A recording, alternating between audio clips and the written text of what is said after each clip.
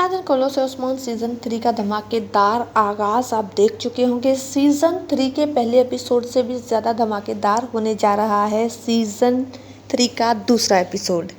इस बार ओस्मान को न सिर्फ बाहर से बल्कि कबीले के अंदर से भी बहुत से चैलेंजेस का सामना है। आने वाले एपिसोड के एक ट्रेलर में आप देख चुके होंगे कि किस तरह मलहून खातून और बाला खातून आमने सामने आते हैं। दोनों के दरमियान तल्ख कलामी होती है और बाला मलहून से कहती है कि सोच समझ कर बात करो मुझसे, इस कबीले की खातून अव्वल मैं हूँ।